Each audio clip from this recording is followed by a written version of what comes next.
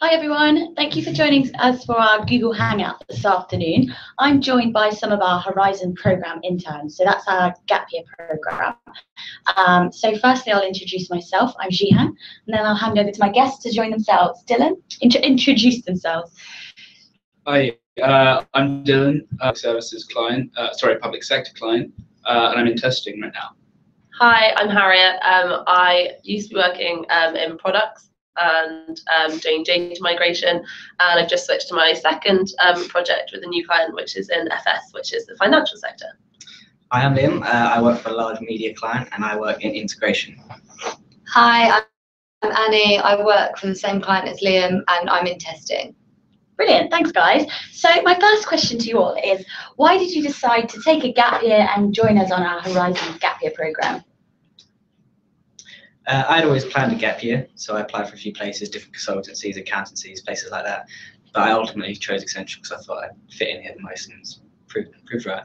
Brilliant. I think Dylan and I are in the same boat. We personally didn't necessarily have planned a gap year. Both of us applied to Oxford and both Oxford, and it didn't really work out. And basically we decided we wanted to reapply, and we thought the best way to kind of fill our time is to get the best exposure and work experience that we possibly could.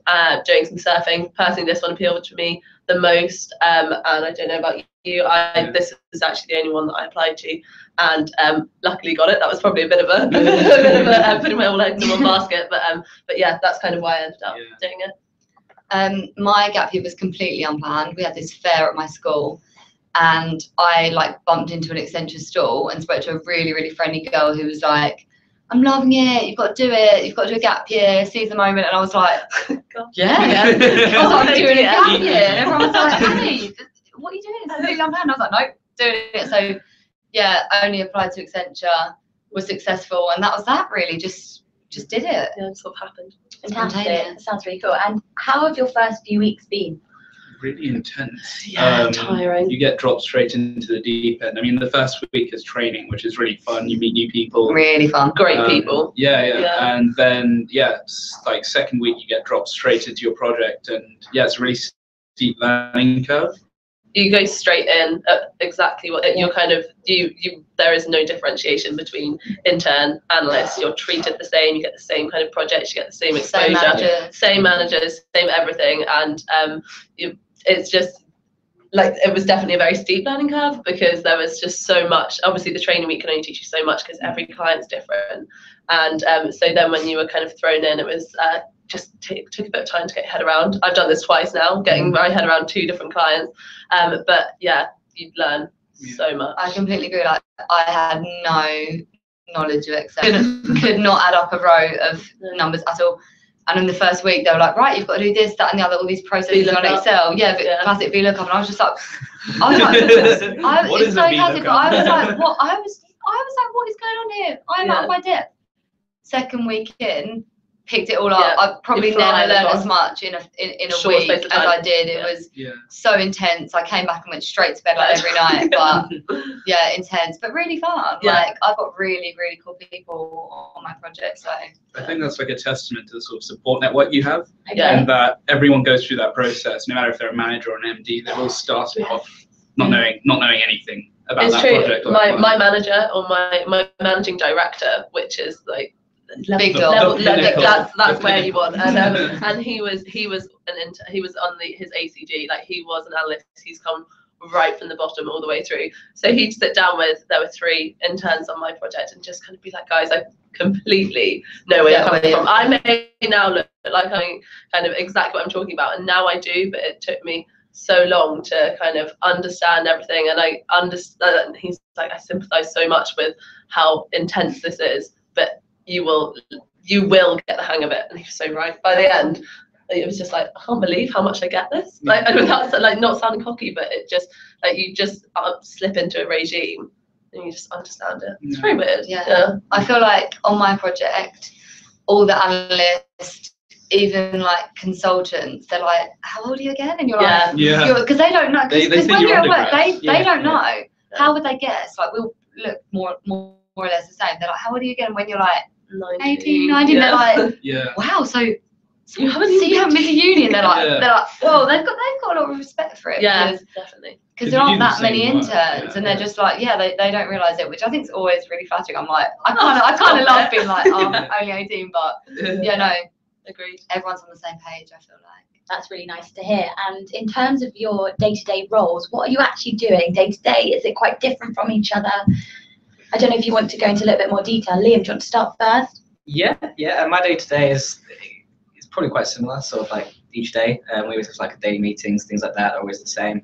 And I kind of just settle down into work about 10 o'clock, and then just go throughout the day and then just do my things really. But do your thing. So mine's quite similar day to day, but I think it depends what project you're on. Okay, cool. I mean, I'm completely different from Liam. My day-to-day schedule is never the same.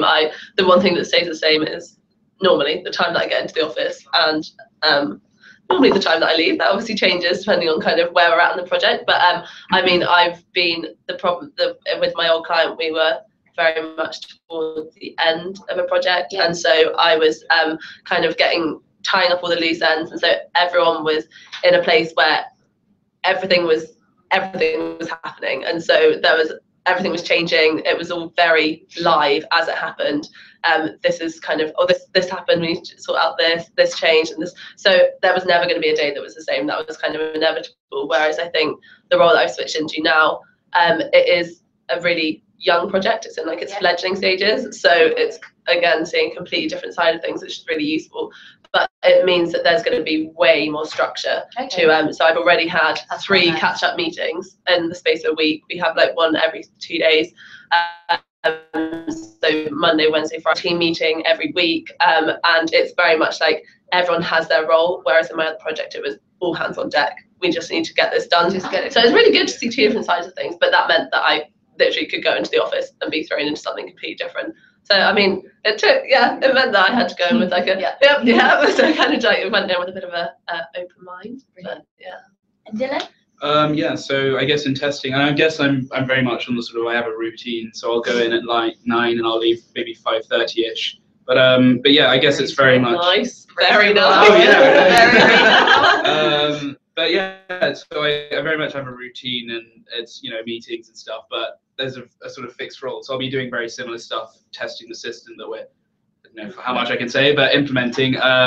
So yeah, it's very similar. I mean, it does change, like you were saying, depending where the project is. So recently we're coming close to deadlines. Yeah, so you start working later or going in earlier. But yeah, that's kind of it.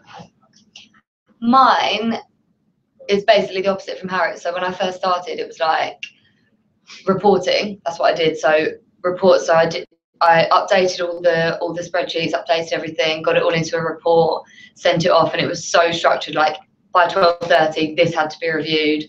At 1:30, come back from lunch. I had to send it to this person, and it was all like seriously structured. I'd leave at the same time like every day. But now I've switched to like project management, organisation, which is much more like ad hoc. Like people emailing me this, can you do this, that, much more spontaneously. And I actually prefer that. Like I prefer not knowing, oh, I'm back from lunch now, I'm gonna have to do this. It's kind of like, oh, like what's in the inbox? Who have I got to speak to? Oh, I don't know how to do this. Like what do I actually prefer that. I prefer not having a routine. Teaches you a lot. Space of time. Yeah, I think it's more challenging. And I think it's more fun as well, because every day there's stuff that I'm like, I've got no idea how to do this. So I speak to someone and they're like, oh, it's this, and I feel like I'm learning more. You also meet more people in that sense as well, so you get better contacts and things like that. Yeah. But then having structure is quite nice as well. Yeah, I mean, I think the grass is always greener. Like sometimes I'm like, oh, I wish I could just come in and put my headphones on and just do that. Whereas on like when I was in reporting before, I thought I want to do something different. So I don't know. It's good to have nice to have done both sides. Yeah. Okay, cool. And when you first joined, what's it like? How does it make you feel when you first join a client project for the first time? Scary. I think that especially going into a really well-established team in my first project, it was very much like I was, and the 2 other people that I was, it was very much the new guys on the block, like which didn't matter in the sense that I was based on client sites. You have to be kind of very aware of the fact that they're very aware of the fact that they know the rest of the team. You're new, they want to kind of get to know you, but you've also got to make a good impression. So there was quite a lot of pressure, and it's just, you know, the thing I find that I've also kind of refound when I've started my new role is remembering who to go to with different problems. So when you get settled into a team, you know who your tech person is, you know who your like HR person is, you know, whereas like it's finding all of that out and doing names, which I really need to get better at, is remembering names like and stuff like that. I find that's something that takes, that once you click with that, you're in the team. Like when you know who to go to for different things, I felt like a part of the team. I was like, I can ping this person, and I know I'm pinging the right one. That's kind of when I felt like I. Was it similar for you, Dennis? Yeah, I mean, my first day on project was quite unique in the sense that because I'm based in Newcastle, I sort of had to book a train ticket, but I booked the train for a Saturday rather than a Monday. And I only found that out when I only found that out when I got to Newcastle. And so I had to buy a new train ticket, and I was very flustered and terrified on my first day. I'd really messed up. I had to tell the manager the next day because I couldn't bring it up the very first day. But yeah, my first day was really scary in that sense. But yeah, like looking back on it, the manager was really helpful. Like even after she'd found out I'd massively messed up. Yeah, they sort of know that you're new to this. Yeah. Especially if you told them that you're a Horizons, they know that you haven't done anything. Yeah. Yeah, like, I mean, they're very like sympathetic if they know that you've done, like, this is maybe your first job, you've never worked in tech, like you have no idea what's going on, and they really ease you into it very well. I mean, they know that you're not going to come in and be perfect, so they allow mistakes, things like that. So that's really good. Yeah, and you can't really annoy them by asking them too many questions, because I guess the sort of view they have is they'd rather you ask loads of questions and then do it right. Yeah, exactly, rather than not ask anything. There's no sympathy if you go away and you haven't answered the question and you can't do it, whereas they'd much rather you just literally quick fire, like the amount of questions I'd ask, and it's things that's all the acronyms that Accenture use. I'm like, oh, for goodness sake. I had like in the back of like one of my notebooks, literally had pages of acronyms, and it's just understanding them, and literally I tried to just Google to find them. It doesn't work. You've got to get the acronyms even if you've been here. Exactly. So many. Exactly. So you're all kind of touching on my next question, which is about the support that you receive in your day-to-day role. So do you have one manager, or is it a team of people that you can go to when you've got questions? Who do you reach out to? I am so lucky because my buddy, like the Accenture buddy, has now become a really good friend. So even from my first day, she came like pick me up from the reception, and she's been on the project for like a year, straight next to me.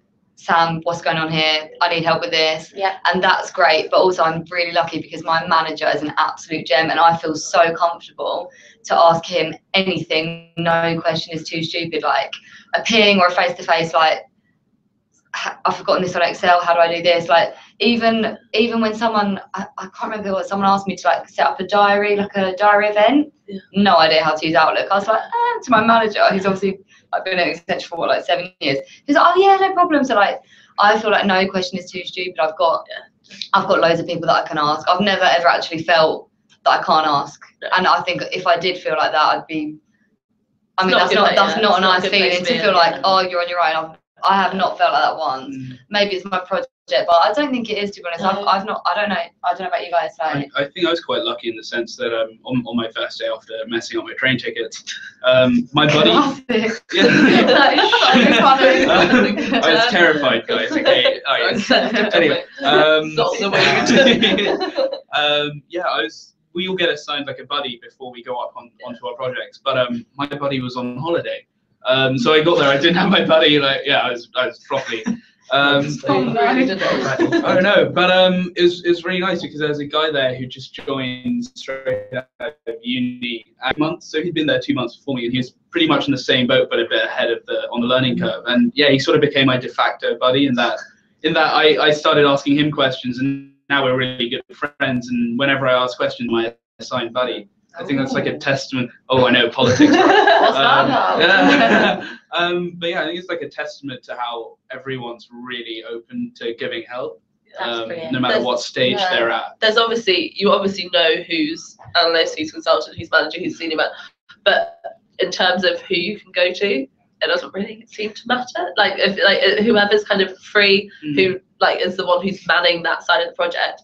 That's the person you ask. It's not like, it's my senior manager, I can't ask her. My senior manager is the one who knows the most about the stuff that's going on. So if it's a slightly more detailed question, someone just goes, just go and ask Sue, because she's the one who'll know the most. And there's no part of me that's ever like, Sue, senior manager, kind of like, it's just, hey Sue, like. I completely agree, but I think we had some really good advice at the start. Do you remember from those analysts who spoke to us, and they were like, I can't remember who said it to us. They were like, make sure you find out who everyone is, so you know, like, you know who's quite senior, you know who isn't.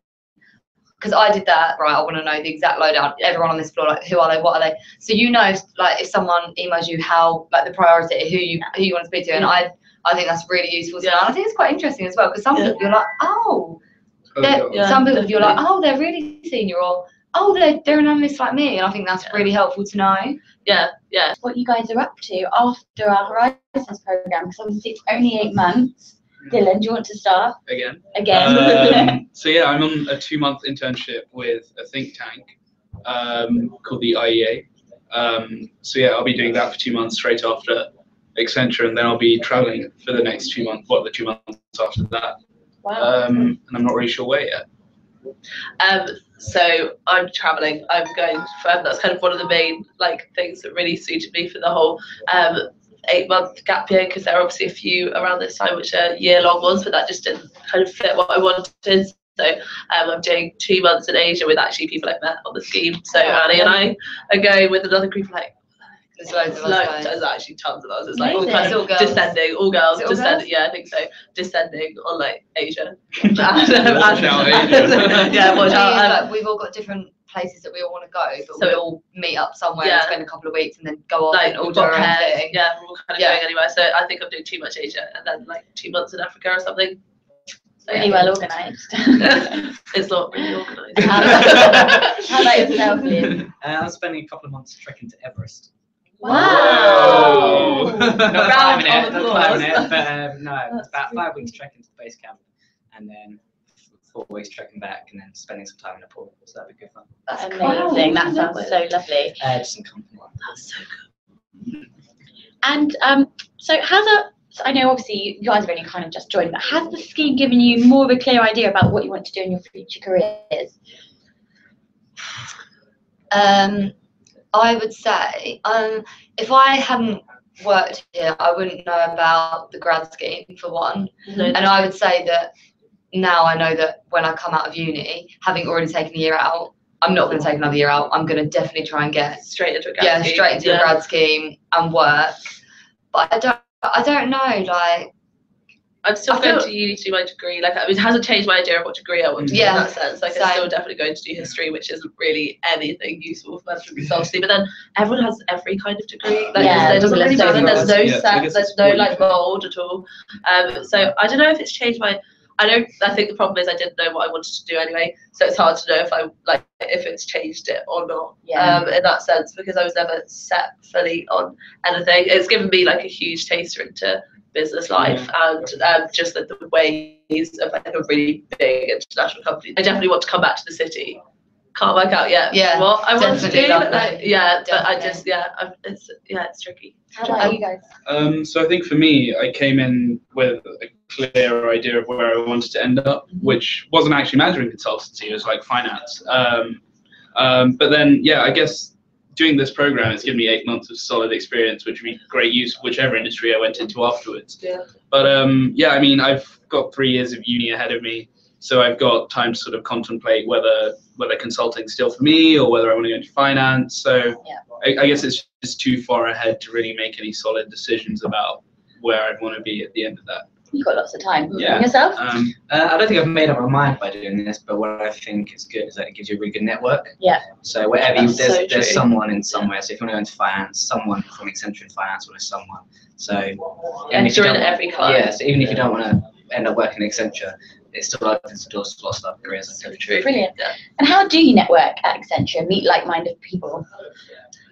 And then there are loads of events. Loads of events, like especially I was on an out-of-town project. You're on an out-of-town project. You guys are in town, aren't you? But like on out-of-town projects, there's a lot of like just because you're all out of town, you're kind of a family. So like you kind of go out together. You do a lot of like, and so you get to know your team really, really well. They get to be like close friends as well as colleagues, and so you network in that sense, because by the time that it comes around to search your new role for me, I didn't necessarily want to stay in the products, but it meant that I could talk to anyone on my team and get them to kind of utilize their connections who they've kind of grown up from all the events that Accenture do. There's like the ACG one, and there's loads of different ones. I kind of sort of went out, sort of spread the feelers from there. So that's kind of that's it helps being out of town for me in that sense. But I mean, you're not hindered being in town because you're still seeing loads of different people, and it's there's those different things. I mean, like in the different industries, they put on drinks. So like the media and entertainment, sort of, they have like a hub. Yeah, we've got an event next week. Yeah, and they put on drinks for everyone, and you get lots of different from people from different accounts coming together, and you get to meet like senior managers, MDs. So that's a really good way to network as well. And everyone links in with everybody. And then have any of you joined any of our networking groups or any of our sports clubs?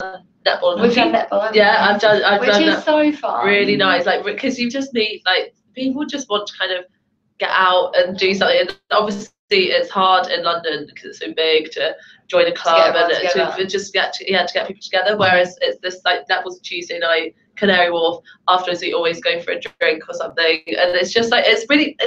I've met loads of people. Just normal standard. That's another way of networking, like through the sports teams.